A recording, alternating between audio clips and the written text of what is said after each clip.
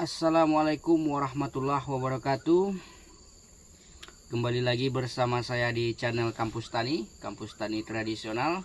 Saya akan menjelaskan apa saja kunci yang menjadi keberhasilan penanaman pohon kelapa sawit di perkebunan kita. Menurut saya ada beberapa kunci yang perlu kita perhatikan di dalam penanaman pohon kelapa sawit.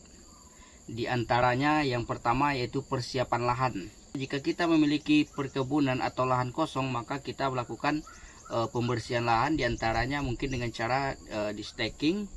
Kemudian setelah di staking, maka akar-akar tanaman sisa yang masih ada di lahan kita kita bersihkan, sehingga nantinya akar-akar tersebut tidak lagi menyerap bahan-bahan nutrisi yang ada di lahan kita tersebut.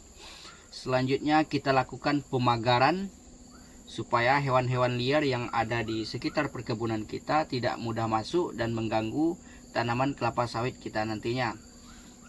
Karena ada sebagian dari kita yang dari petani-petani kita yang menanam kelapa sawit di perkebunannya, sementara lahannya tidak dibersihkan atau tidak dilakukan penumbangan pada lahan-lahan sebelumnya, sehingga nantinya hasilnya tidak maksimal karena adanya perebutan nutrisi dan lain sebagainya antara tanaman kelapa sawit dengan tanaman yang sudah ada di lahan tersebut.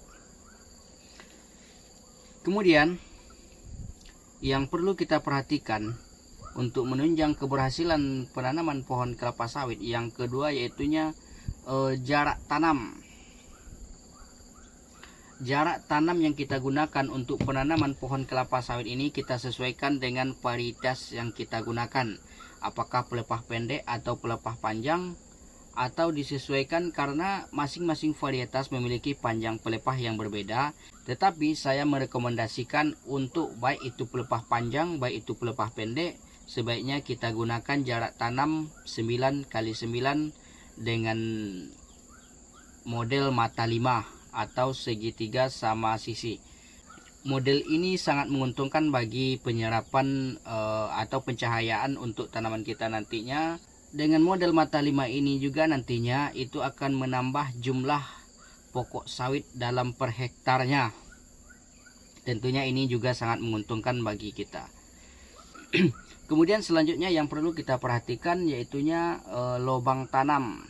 Seperti yang saya jelaskan di video sebelumnya, yaitu tentang lubang tanam, bagaimana standar untuk ukuran lubang tanam, apa saja pupuk yang kita berikan, seperti yang saya ajarkan sebelumnya, yaitunya pupuk RP atau perangsang akar yang mengandung kalsium magnesium. Selanjutnya di dalam lubang tanam mungkin sebaiknya kita campurkan dengan untuk dasarnya nanti sebaiknya kita campurkan dengan pupuk kandang. Ini akan lebih maksimal untuk pertumbuhan pohon kelapa sawit kita nantinya.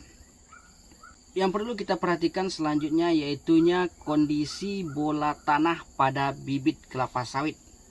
Banyak di antara kita yang ketika menanam bibit kelapa sawit, bola tanah dari polybag bibit kelapa sawit tersebut banyak yang pecah. Nah, apabila sebaiknya bola tanah ini kita jaga agar supaya nantinya ketika tanaman kita dipindahkan ke lubang tanam, itu akar-akar tanaman yang sudah kuat dan tumbuh di dalam bola tanah itu tidak lagi perlu beradaptasi dengan lingkungan di sekitarnya, sehingga ketika 1-3 hari ke depannya setelah kita melakukan penanaman itu tidak ada curah hujan atau mungkin kemarau, itu tidak akan menyebabkan tanaman kita langsung mati atau layu. Itulah sebabnya kita harus memperhatikan bola tanah daripada bibit kelapa sawit. Yang terakhir yang terpenting dalam proses penanaman kelapa sawit yaitunya cara tanam. Kita harus memperhatikan cara tanam ini supaya hasilnya nanti maksimal. Dalam cara menanam, jangan sampai tanaman kita ini terlalu tinggi atau terlalu dalam atau terlalu rendah. Maka terlebih dahulu kita ukur lubang tanamnya. Nantinya jika terlalu dalam maka kita timbun. Namun jika terlalu atau kurang dalam maka kita gali. Karena nantinya jika terlalu dalam maka pelepah kelapa sawit akan tercekik dan ini akan menghambat pertumbuhan kelapa sawit. Dan juga jika kurang dalam ini juga akan menghambat pertumbuhan kelapa sawit kita nantinya. Baiklah teman-teman semuanya, itulah beberapa hal yang menjadi kunci sukses keberhasilan penanaman pohon kelapa sawit menurut kami. Di antaranya yaitunya persiapan lahan, kemudian jarak tanam, lubang tanam, memperhatikan bola tanah, selanjutnya cara tanam. Mudah-mudahan ilmu yang saya bagikan ini bermanfaat untuk kita semuanya. Jika ada kesalahan dan kekurangan saya mohon maaf. Semoga kita kedepannya semakin bisa lebih baik lagi. Terima kasih. Salam tandan berduri. Salam dari Kampus Tani. Assalamualaikum warahmatullahi wabarakatuh.